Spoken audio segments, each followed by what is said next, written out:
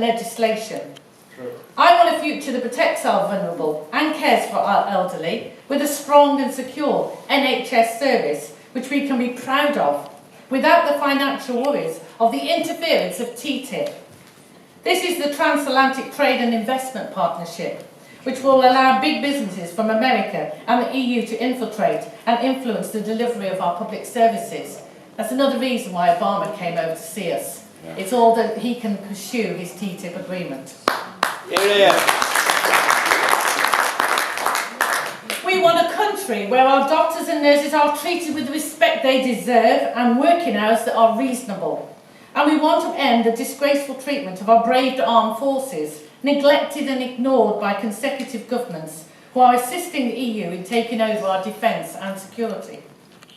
It is the money we currently send to the EU which would be better spent on our NHS and our local services that are being cut back. Ted Heath told us in the 1970s, while sitting on his luxury yacht called the Morning Cloud, that we should all get behind this new European trade agreement. That was all. The common market. And I've spoken to my grandparents what they all thought that they signed up to.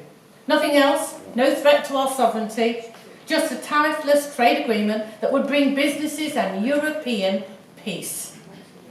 Well, his head was not in the cloud. He knew perfectly well what he was signing us up to. The beginning of the EU control, binding us ever closer to a political union. David Cameron promised to back Brexit if he could not force real change to our membership of the EU. Well, this was going to be good. I thought a Prime Minister at long last with real guts. The champion of the UK's people, fighting on our behalf, up all night in his PJs, arguing against the overwhelming number of unelected European ministers. Did you not feel proud of him?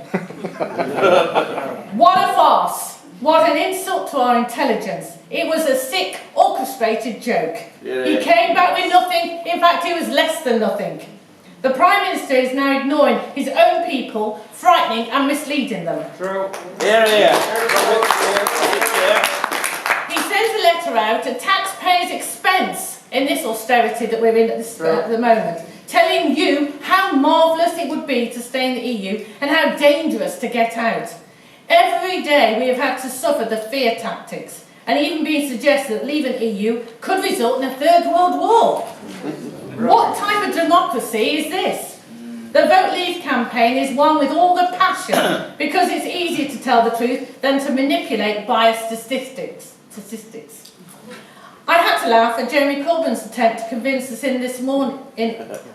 he's in the Remain camp when he spoke in London this morning. He spent most of the time telling us what the EU was doing wrong. The only positives he could come up with was that our membership of the European Union was good for Britain's beaches and the bee population. We shall fight them on the beaches. Why do we have to be part of this political union when we can work with our global partners to solve such important issues? I do believe in the bee population, by the way. Ladies and gentlemen, the key word in this referendum is democracy. Generations of British people have defended it.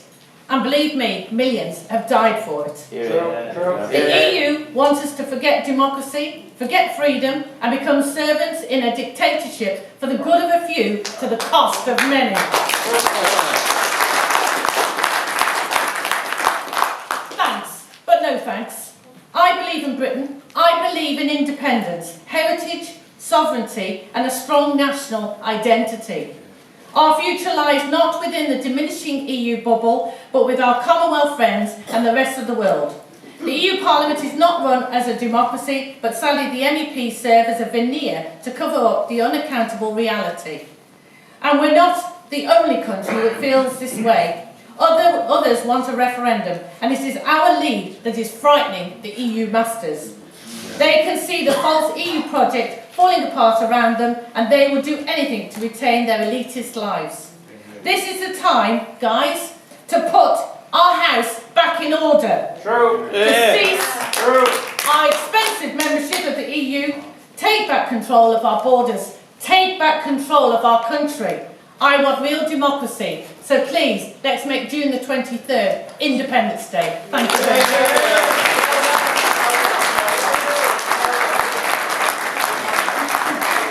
Thank you very much indeed, Jim.